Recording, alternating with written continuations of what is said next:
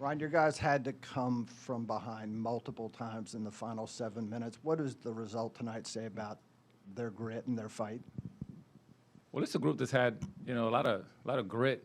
This season has shown it. I go back to thinking about our California trip and, how we had to come together during that stretch. Struggling as a group together, and we weren't playing our best basketball. But if we go starting, from that Miami game, we got in trouble. We were in a bad position in the standings. Didn't know if we were going to make the conference tournament. To go from that to winning at Tech, winning at Pitt, winning at Wake, kind of finding a way for us to put ourselves in a good position. The group has shown grit, and that's the one thing. They didn't fracture down the stretch. They could have. This is what growth looks like, if you really want to know. This is what trust looks like. This is what learning from your previous experiences looks like. So, I'm proud of the guys for battling through. It wasn't pretty, but so it's always been a hard team to play against. To give Coach Ham so much credit, they're so long, and they make it hard to run offense. But the guys did a really good job. Really happy for them to close out the homestand, with the W. I'm really appreciative of our fans. They have been so faithful and unbelievably supportive throughout this entire season. Really appreciate the energy in the building. Thankful for the band. The energy that they bring, and I tell people all the time, like between the timeouts is when the band shows out, and the band is fantastic here. They do a great job, and they bring tremendous energy. So just really thankful for all the folks that allowed the season to go smoothly. Every staff member here at JPJ that has been here early, and stayed late. Really just unbelievably grateful for all that contributed to this season. Ron, all five of your starters played over 30 minutes. Leonard always throws a lot of bodies at you. Was that by design or just the way it played out? Well, I wanted to play our best ball handling group. We just needed that today. Against that pressure, you need guys that can make decisions and make plays, and the guys that were on the floor were the guys that have the skill to do that.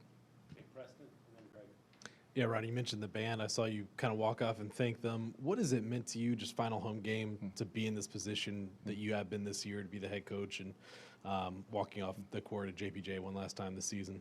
Listen, being a head coach this is an honor, man, to be selected, and trusted to lead a group, for this assignment this season.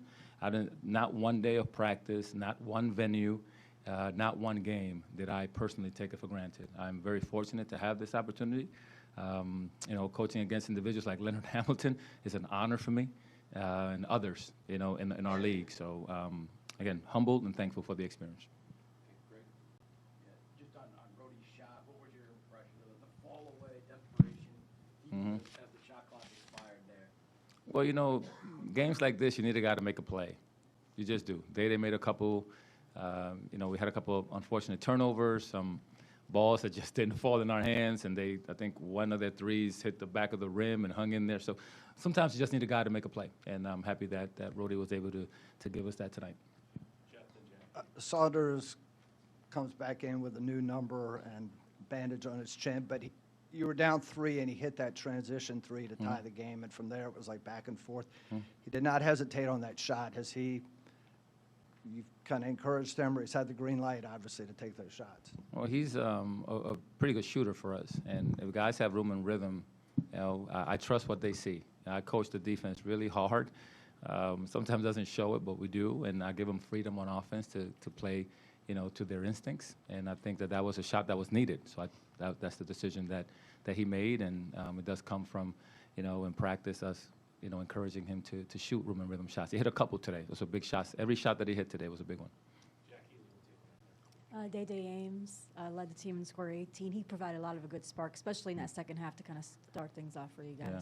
No, he did a great job. I wish he would have tagged that roll and that pick and roll when they got the layup. But Day-Day, he's shown he's really growing right in front of our eyes. He made really good decisions, good plays, made plays for himself, plays for others. Against a team like this, you needed Day-Day to do what he did today.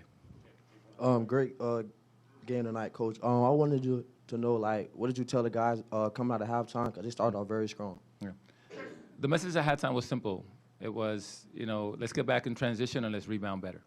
Let's not give them anything in transition, and let's try not to give them any second chance points. And that was it. We just needed to get more production from our bigs, and I think Blake Buchanan was fantastic in that area today. Coach, you mentioned Andrew hitting that shot. Just what has clicked for him this year with his turnaround? I think he's just confident. You know, he's a second-year guy in the ACC. You know, I said it. I think I said at the last press conference. You know, man, wisdom is experiential, and you have to go through some things. You know, Andrew's gone through some things. So therefore, you know, he puts work in, and now he has more experience. And you know, even a game like tonight, even though he had made a couple of plays that he questioned, you know, we trust him. You know, because he has experience. You know, and he can handle that moment. He can make a mistake and still come back and knock down a shot. You know, he doesn't linger. You know, he's not living in the rearview mirror of his mistakes. So, and vice versa. You make a great play. You can't, you know, you just got to move forward. And I think that for Andrew, I think it's just his confidence is there. He's a good player, and he should be a confident player. Blake made, it seemed like, a lot of good passes tonight. Was that your impression, and how have you guys worked with him on that? Yeah, I think Blake is an undervalued passer, underappreciated passer. I think it's a skill set that he has, and we actually encourage him to do that a lot more in practice. We knew that today it was going to be something that we would need from him, and I think he delivered. He had 3 assists in the first half. I'm not sure how many he ended up with, but I think he did a really good job. Well, he had 4 and 1 turnover. That's good contribution from a player at that position. All right, thanks a lot, Ron. We'll have Coach Hamilton, and then we'll hear from Andrew Rohde and Elijah Saunders. Thanks, guys. Thanks, appreciate it.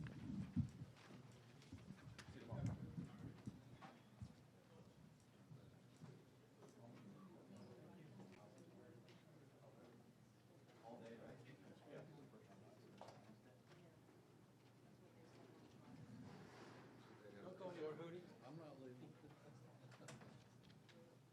You get so many times to talk to the head coach. This might be your last.